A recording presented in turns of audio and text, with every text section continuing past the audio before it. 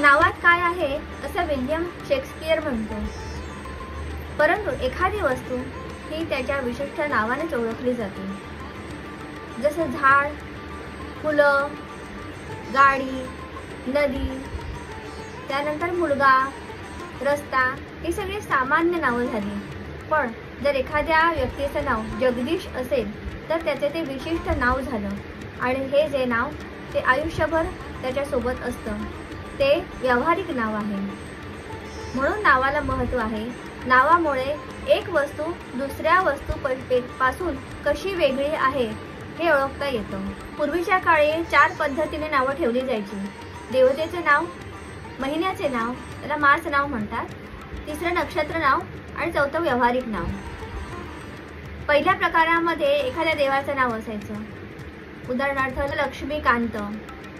दुसरा प्रकार मास नाव म्हणजे महिन्याचं, उदाहरणार्थ जर मार्गशीर्ष महिन्यातील जन्म असेल तर मुलाचं नाव वासुदेव किंवा कृष्ण ठेवायचं. तिसरा प्रकार नक्षत्र नाव.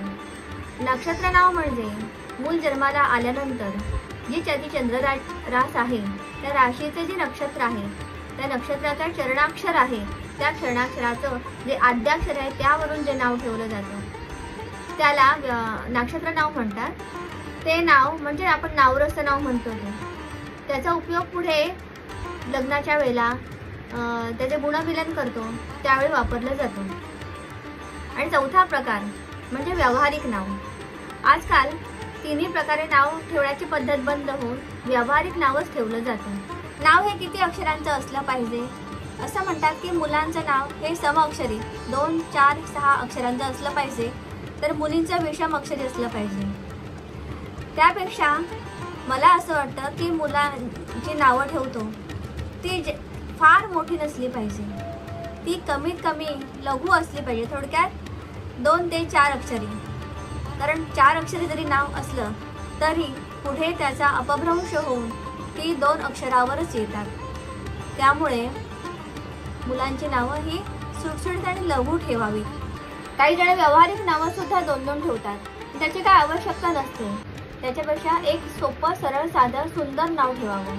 नाव ठेवताना ते साधं आणि सोपं पाहिजे. अतिशय जोडाक्षर असलेलं आणि उच्चारायला अतिशय कठीण असं नाव ठेवू नये. वसंत, शरद अतिशय सोपी. मुलीचं नाव म्हटलं तर माधवी, मधुरा अशी नावं जी कमी जोडाक्षरांची आणि उच्चारात सोपी अशी ठेवावी. तिसरी अशी गोष्ट, नाव हे कर्णमधुर असावं, म्हणजे ऐकायला पण छान वाटलं पाहिजे. आजकाल मुला-मुलींची नावं ही जुन्या पद्धतीची ठेवतात आणि ती ऐकायला पण छान वाटतात अशी नावं ठेवायची. मृदुला, वेद ही नावं फार छान वाटतात आणि हाक मारायलाही सोपी वाटतात. त्यामुळे नाव हे सुंदर वाटलं पाहिजे, गोड वाटलं पाहिजे, कर्णमधुर वाटलं पाहिजे. वीर पुरुषांची नावं, त्यानंतर संत महंतांची नावं किंवा देवी देवतांची नावं अशी असली पाहिजे, तर ती श्रवणीय वाटतात आणि त्याच्या मागे इतिहास पण असतो.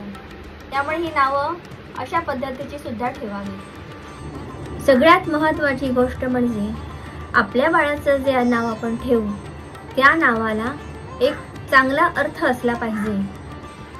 प्रत्येक अक्षराला कंपन आहे, प्रत्येक शब्दाला अर्थ असतो, सामर्थ्य आहे प्रत्येक शब्दामध्ये. त्यामुळे बाळाचं नाव ठेवताना पूर्ण विचार करूनच नाव ठेवायचं. हे जे नाव आपण ठेवणार आहे ते त्या मुलाच्या वृद्धापकाळापर्यंत साथ देणार असतं. त्याचबरोबर जे नाव हे पदोपदी त्याला उच्चारलं गेल्यामुळे पदोपदी त्या नावाने हाक मारल्यानंतर त्या अक्षराचे, त्या शब्दांचे गुणधर्म आहेत त्या मुलामध्ये नकळतपणे उतरले जातात आणि त्या मुलाच्या व्यक्तिमत्वाचा विकास घडवतात.